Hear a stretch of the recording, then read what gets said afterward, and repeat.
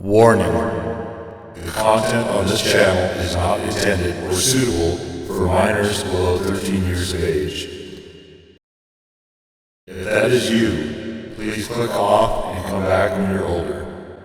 By continuing beyond this point, you affirm that you are 13 years of age or older.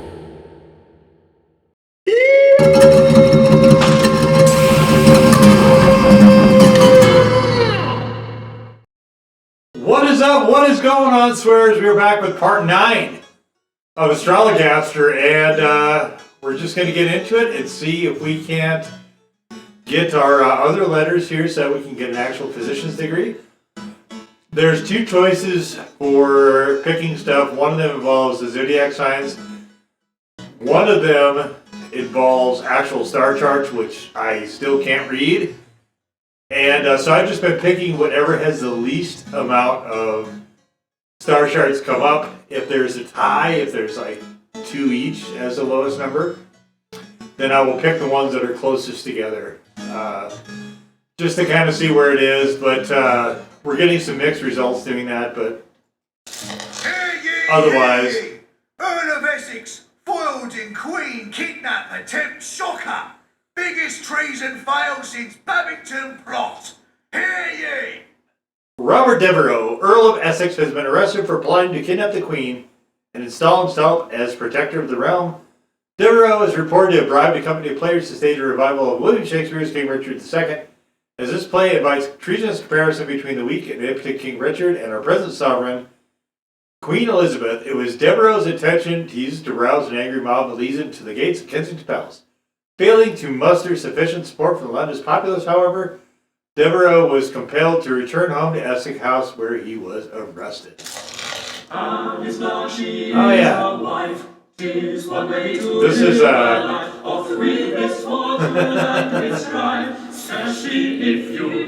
So we had our dalliance with her last time. Good day, Mistress Blagg. Pray tell, how did things fare with your gentleman friend, Owen Wood, the Dean of Armagh? Alas, 'tis all over betwixt me and Dean Wood. I did ask him for a small loan, and he was most insulting about it. We have not spoken since. And I think I know why his ardour for me has cooled, for I did lately learn that he has been bedding half the women in the diocese. Ah, yes. I too did lately hear of this. So your stars were very wrong to tell me I had nothing to fear from other women vying for Owen Wood's affections. But this day I am come about my husband.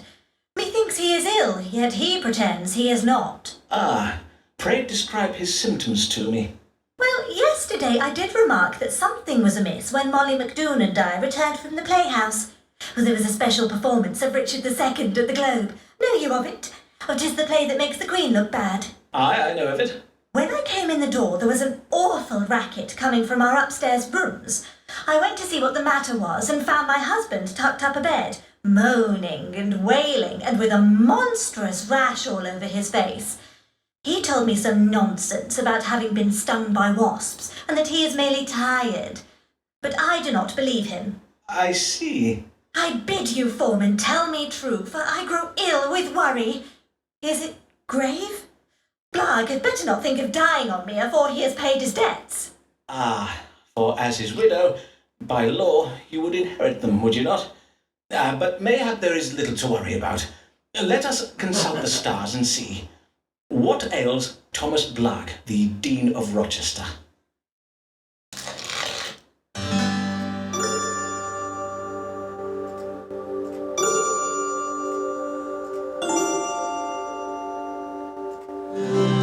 Alas, I am afeard your husband is ill with a disease known as erysipelas. He is in grave danger. Indeed, his case is advanced and beyond treatment. There is nothing to be done now, but prepare yourself for his death, Mistress Blagg. Madam? Alice?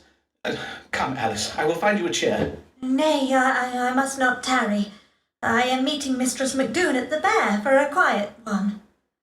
Good day, foreman. But Alice...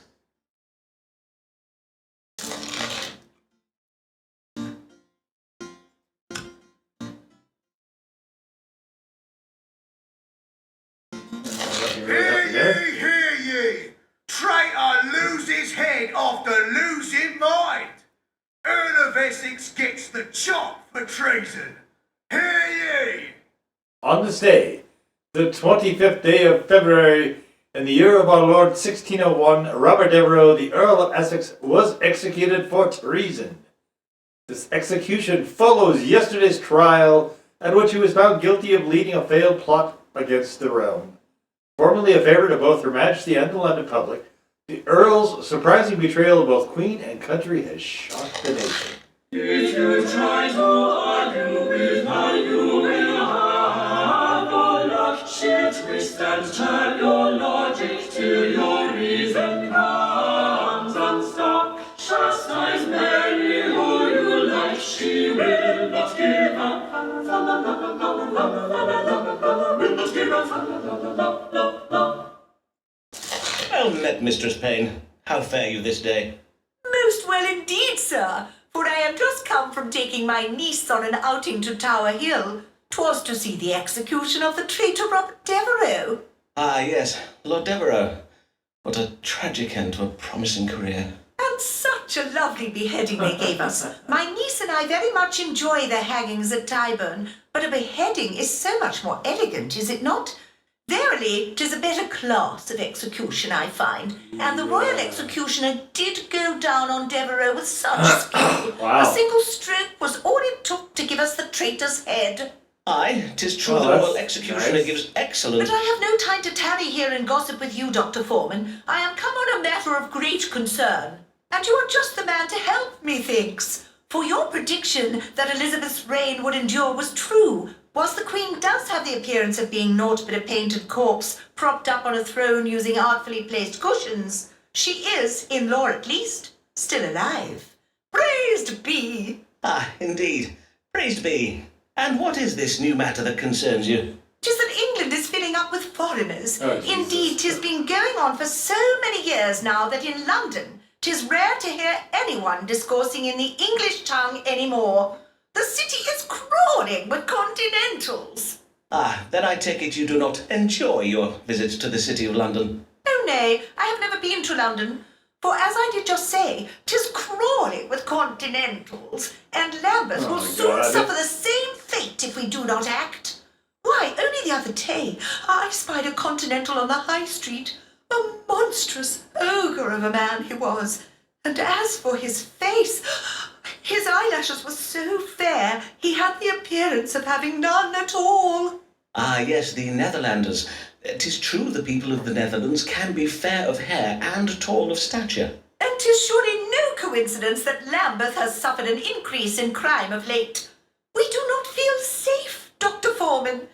Every night we ladies of Fore Street do shiver in our beds at the thought of these frighteningly large men. I do not doubt it, madam. Now, let us see whether the stars might allay or confirm your fears. Should the residents of Lambeth be concerned about an influx of continentals? 3, 2. 2 it is. Madam, I may assure you that if there be a rise in criminality, the continentals are not to blame. Then who is to blame? May I suggest the youth of this day? The youth of this day are customarily blamed for social ills, and in this instance it would seem justified, at least according to the stars. As for the continentals, it appears that elements of their culture and expertise may one day serve to enrich ours. Consider, for example, the additional dining options they have brought with them to England. Indeed, do we English not tire of our dreary custards and dull mutton roasts? Well, in truth, I am a little partial to their... What are those puffy pancake things with the crisscrosses on them? Waffles, I believe. Aye, I will own I am partial to those Netherland waffles. But pish, Dr. Foreman, you learned men and fancy folk may discourse all you like about having your dinner tables enlivened with foreign cookery, but who is it that suffers when desperate continentals go a-robbing our houses and a-troubling our women? 'Tis us ordinary folk, 'tis who. I will have my husband write to Lambeth Palace and tell the Archbishop we will have no more of these continentals in Lambeth. Blessed day, Dr. Foreman. Okay.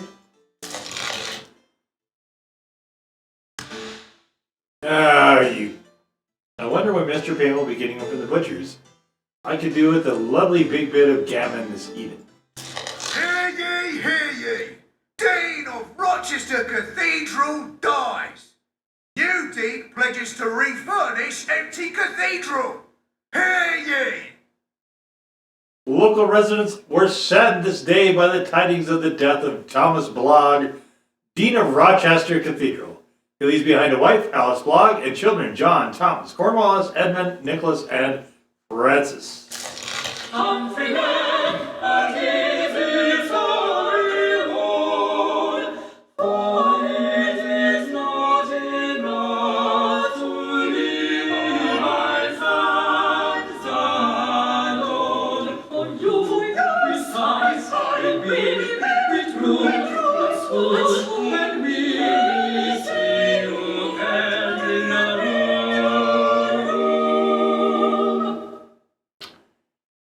Okay?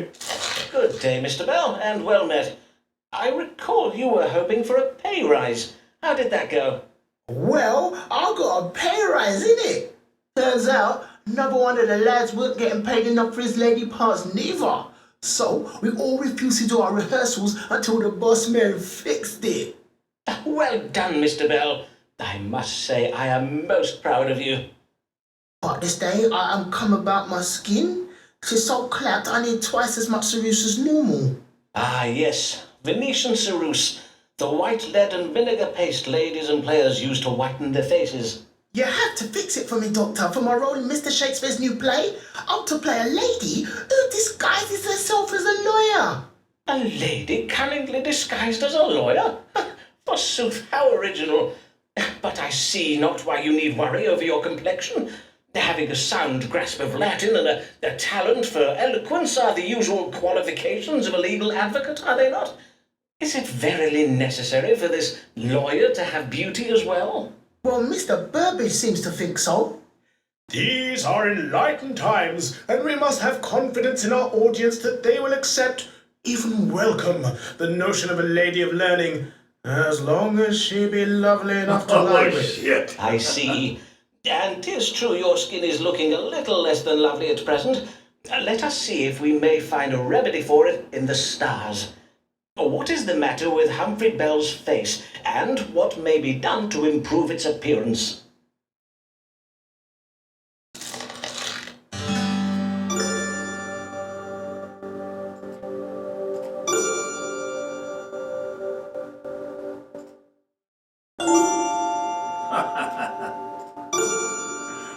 Yeah, let's go with that. The stars indicate that your skin troubles are occasioned by the ceruse paste you're applying to your face. The lead it contains is causing your scabs and, if I am not mistaken, some thinning in your hair. But these are merely indications of a greater trouble it is causing, a distemperature of the liver. You must no longer apply lead to your face, Mr. Bell.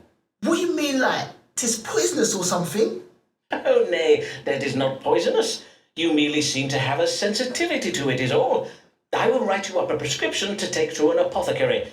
He will concoct you a paste from alum, tin ash, and sulphur as a replacement for the ceruse you have been using. And to hide the damage to your skin, you might apply the white of a raw egg to your face.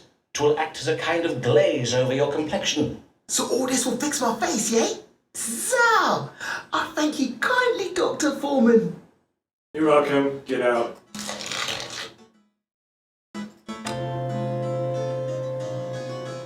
I should be the best man playing at being a woman, playing at being a lawyer Mr. Burbage could ever ask for. Mr. Foreman, doubtless I need not explain why you have been brought before the College of Physicians this day. Yeah. We have been informed that you persist in practicing medicine without a license, in defiance of the law and in spite of previous warnings given you by myself and my distinguished colleagues. How do you answer this charge? Well, what do you have to say for yourself, Sirrah?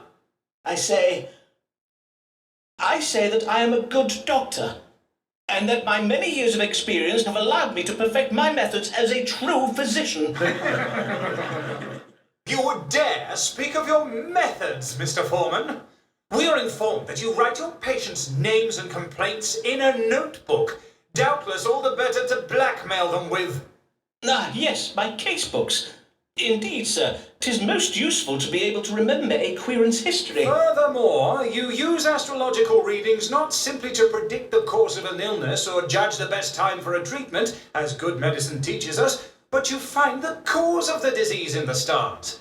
You refuse to examine your patient's urine for this purpose. Well, yes, And you would dare claim that in these past years you have gained medical knowledge and skill from mere experience?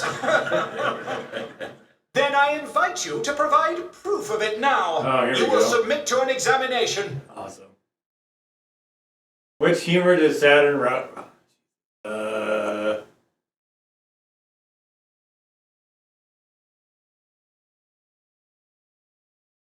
It was blackmail or blood, I think. Someone with an excess of black bile may exhibit.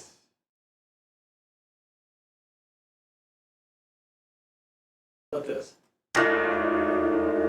Which planet rules intelligence?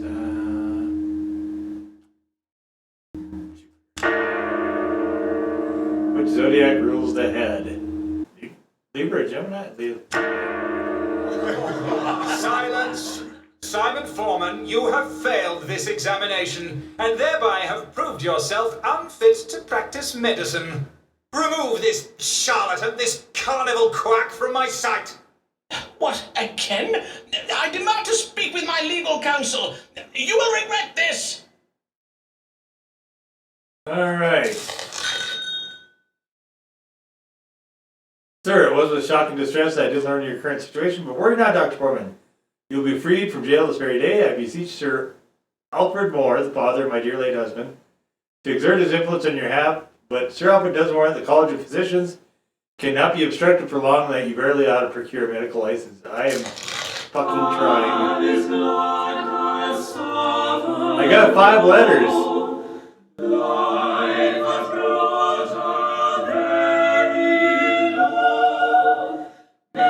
There be some solution, though. Read the stars and we shall know. Have you given me a letter yet? Well met, Alice, dear friend. Since your husband's death, I have oft thought of you. Fare you well? Oh, Foreman, I am sorry for not coming to see you sooner, for I was grateful for your warning about Blag's illness. It gave me the sense to bide with him in his final hours. It was only then that I did realize how much I did love the old fool, despite his mump-headed nature and his leaving me and the children with not a penny between us. But the day after he passed, I came upon a note he had writ for me. I warrant that was your idea, was it, Foreman? It may have been. Then I thank ye for it, Simon. It was a comfort to be left something to remember him by, even if it be the only thing he did leave me. But things are better since I did become Mistress Macy. Then you have remarried? Aye. 'Twas the only means of putting a roof over our heads and meat in our bellies. And Mr. Macy is a kind man. Ah, but Foreman, we may not have our roof much longer. Macy has threatened to leave me. The brute! Well, to be fair, I suppose I did fail to apprise him of the full extent of Blag's debts, which are, as you know, not inconsiderable. But what am I to do about it now? Ah, yes, of course. By marrying you, he is now responsible for the debts of your late husband, according to the law. In sooth, 'tis a high price to pay for a wife. No matter the marital bliss her bountiful charms and fine qualities do doubtless afford him. Ah, save it for another day, Foreman. 'Tis not your chub-brained flattery I am come for. 'Tis your counsel. Then let us see if the stars may offer a solution. How may Alice Macy prevent her husband petitioning for a divorce?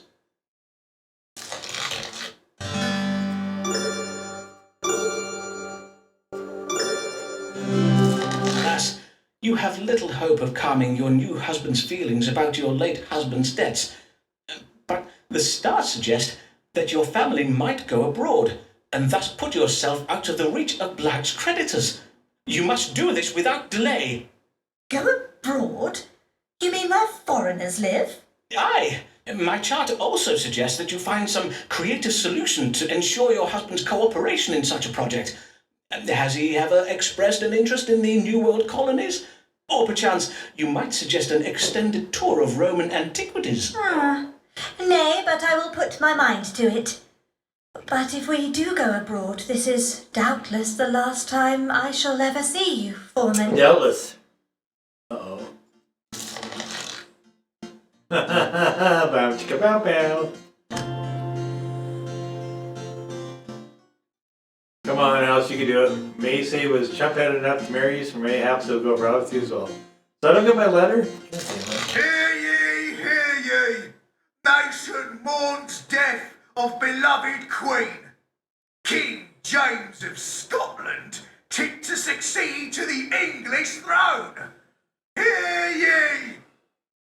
All England is in mourning as news spread of the death of our beloved sovereign, Queen Elizabeth Tudor, oft referred to as Good Queen, passed by her subjects, expired of natural causes on this day, the 24th day of March, the year of our Lord, 1603. Although Her Majesty left no heir nor any successor, her cousin and nearest blood relation, 57-year-old James Stuart, King of Scotland, is rumored to be traveling down from Edinburgh to be crowned King of England later this week.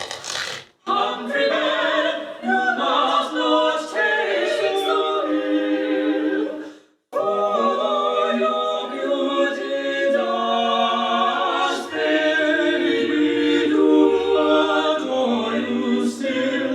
Our eyes so wonderful, and thoughts so unqualified at the sight of your shade. God.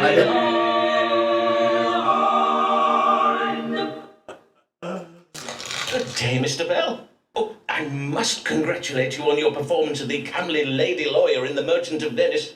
And methinks your skin is much improved. 'Tis verily glowing. Aye, Dr. Foreman. Changing my leg paste for sulphur worked very well. Mistress Burbage says I now look a picture of beauty. Did she now? Forsooth, 'tis well to hear the troubles with your skin are resolved. Now, what is it you come for this day? Mr. Shakespeare has written a new play, and I need to look younger if I'm to get a good part in it. 'Tis about an ancient Roman general called Titus Andronicus. I wish to play the role of his comely mother, the Lady Tamara. You need to look younger in order to play a man's mother, you say. But according to my casebook, why, sir, you are not yet 25 years of age. Aye, sir, indeed. 'Tis but the business of playing, though, isn't it? At least, according to Mr. Burbage, he was well vexed when I pointed out how the man playing Titus is near as old as I am. If the stage is not to your liking, Mr. Bell, I invite you to seek employment elsewhere. All right, then. Let us see what the stars advise. Let us. What can be done to make my querent Humphrey Bell appear younger? 1, 2, 3. That's easy.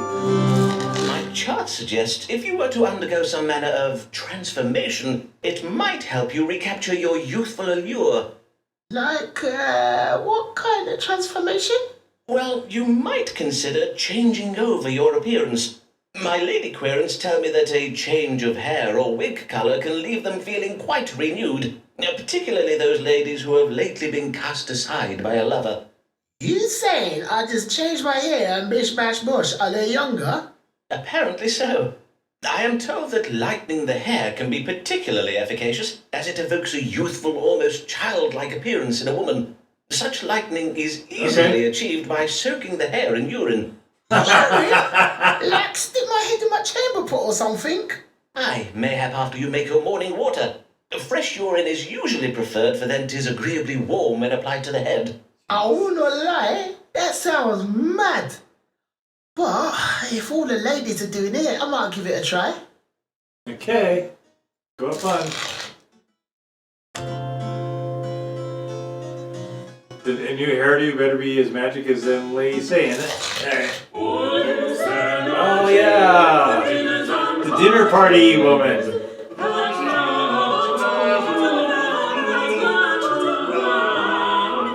Satan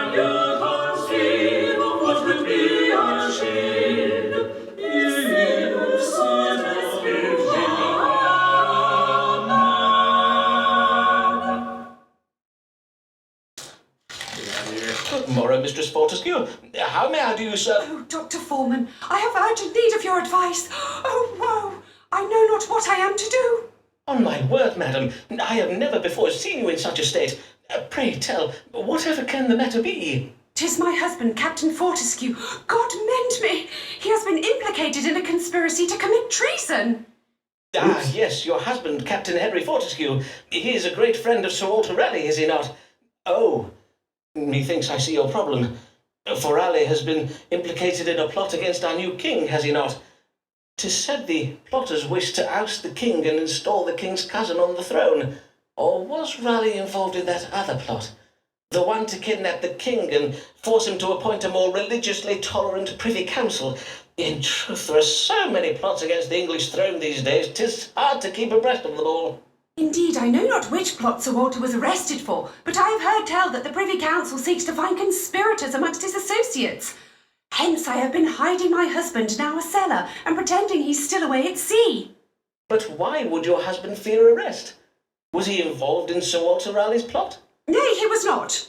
But all London believes that he and Sir Walter are very great friends. Ah, yes, I see. But what of your own friends, Mistress Fortescue? All those lords, ladies, and bishops who have so oft graced your table, would they not speak in your husband's defence? Well, dear Emma says she will speak for my husband, but alas, she now has little influence at court on account of some scandals of her own. As for my other acquaintances, they have all disowned me. They decline my invitations, and no one is at home to me when I call upon them. Even Sir Munchalot has stopped speaking to me. Even your parrot, madam? On my word, that is very cold. I beseech you, sir, read the stars and tell me how I might save my husband from arrest. Pray assure me he will be safe. Let us see, then. Let us see. Is Captain Henry Fortescue in danger of being arrested for treason? If so, what might Mistress Fortescue do to prevent it?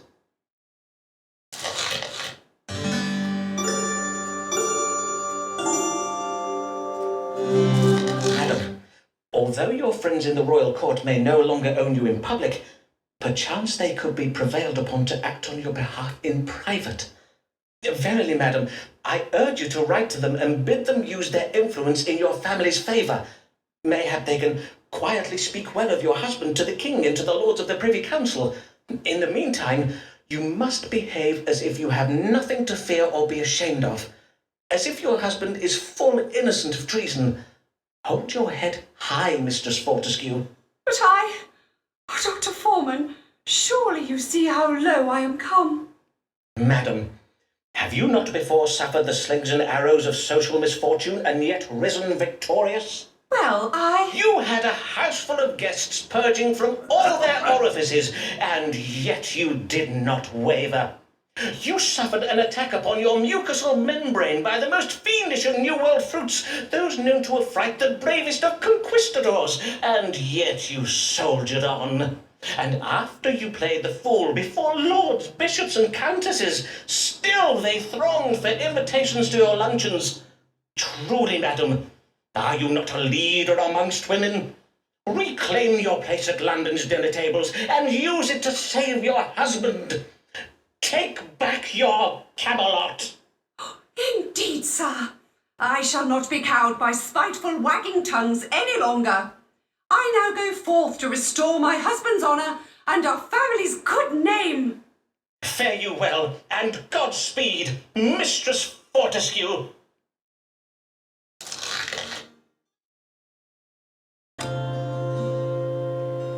Oh my god. I'm coming way close on some of these, but I'm not getting them. I will find a way to save my husband from the tower. After all, tomorrow is another morrow. Indeed it is. Humphrey Bell, your time upon us. I get the feeling I'm not going to get this license. we'll do this. We'll do this one more time. We're going to do this last one, and I was going to do it for part 9.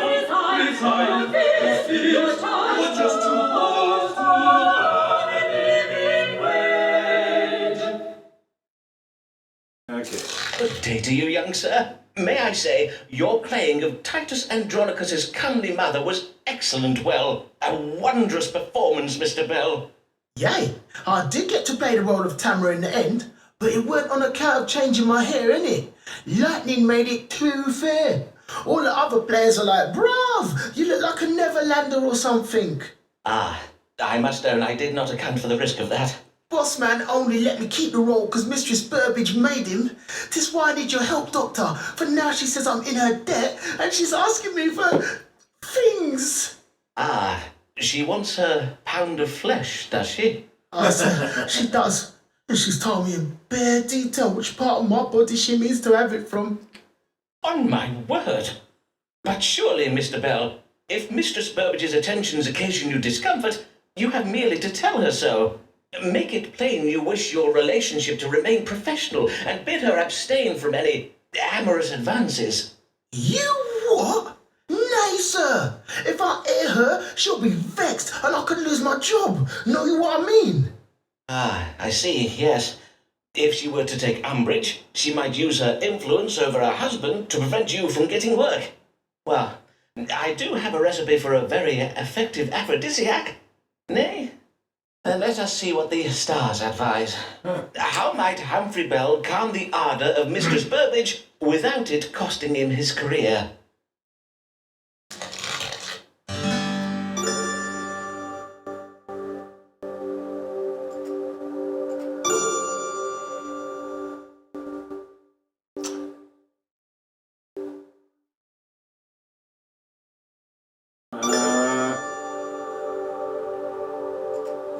Let's go with The this. stars indicate that Mistress Burbage harbours an excess of choler in her heart. It has given her a somewhat dominating disposition, and such women oft show a preference for men they perceive to be submissive. What are you saying, Doc? Perchance if you were to adopt a more assertive, commanding demeanour, Mistress Burbage's lustful ardour may be tempered. What you mean, like, be all hench and that? I will not lie. It's not me though, innit? You heard me. But you are a skilled player, are you not? Think upon it as a role I have given you, as if all the world's a stage, and you are merely playing. At being, hench, as you so call it. You can do it, Mr. Bell. Aye. Yay, methinks I can. I thank you kindly, Dr. Foreman. All right. I don't think I'm gonna get a letter from here either, but the next time Mistress Burbage shows the fire and tells me to take out my devil, I'll tell her man's not hot, innit? Yep. Okay, you tell her that. All right, so this is gonna wrap it up for part 9, and I don't know if I'm gonna get all the letters actually, because I'm not close enough on some of them. Some of them, the stories have ended without me getting their letters, so I don't have them available any longer. It doesn't appear, which is kind of a problem, because if I don't know, we're gonna see what happens if I don't get all 8 letters, I guess. If I do, I imagine I get the physician's recommendation. If not, then I guess I don't. But we've got to get close to the end now. 9 sections of this, and we've gotten quite a number of achievements. So it's just a matter now of, I guess, playing this out to the end. Every further episode from here will probably be the last one, or it could be the last one. I'll just put it that way. But it's still cool. But now I kind of am getting tunnel vision. I just want to see how this all concludes. It's been really enjoyable to play this game, but it's close to the point of going too long and overstaying its welcome. So hopefully in the next episode we will be able to wrap this thing up. But of course, come back and we'll find out together in part 10. And until that time, swears, as always, peace out.